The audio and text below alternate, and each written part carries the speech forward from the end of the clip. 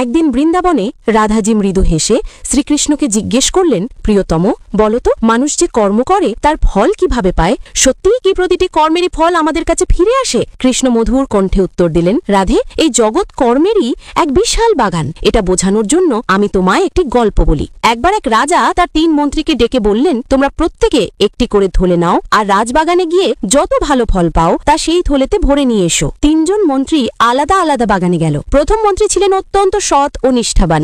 তিনি মন দিয়ে পরিশ্রম করে রাজার জন্য সবচেয়ে তাজা, মিষ্টি আর উৎকৃষ্ট ফল বেছে নিলেন। দ্বিতীয় মন্ত্রী ভাবল, রাজা কি আর প্রতিটি ফল পরীক্ষা করবে? একটু ভালো একটু খারাপ সব মিশিয়ে নিলেই চলবে। তাই সে কাঁচা, পাকা, পচা সব রকম ফল একসাথে থলেতে ভরল। তৃতীয় মন্ত্রী ভাবল, রাজা তো শুধু থলেটা দেখবে, খুলে তো দেখবে না, তাহলে আমি কষ্ট করে ফল তুলব কেন? তাই সে আলস্য করে তার থলেতে কেবল ঘাস পাতা ভরল। পরদিন রাজা 3 জন মন্ত্রীকে ডেকে আদেশ দিলেন, তোমাদের থলে সহ তোমাদের 15 দিনের জন্য কারাগারে পাঠানো হবে। এবং কারাগারে তাদের খাওয়ার জন্য অন্য কিছুই ছিল না, শুধু সেই থলেতে যা ভরা ছিল তাই। প্রথম মন্ত্রী, যার থলে ভরা ছিল ভালো ফল দিয়ে, আনন্দে 15 দিন ফল খেয়ে কাটালো। দ্বিতীয় মন্ত্রী, যার থলে মিশ্র ফল ছিল, কয়েকদিন ভালো ফল খেতে পারল, পরে পচা ফল খেতে খেতে অসুস্থ হয়ে কষ্ট পেতে লাগলো। আর তৃতীয় মন্ত্রী, যার থলে ভর্তি ছিল ঘাসপাতা, ক্ষুধায় কদিনের মধ্যেই প্রাণ হারালো। কৃষ্ণ রাধার দিকে স্নেহভরে তাকিয়ে বললেন, রাধে, এই জগৎও সেই বাগানের মতোই।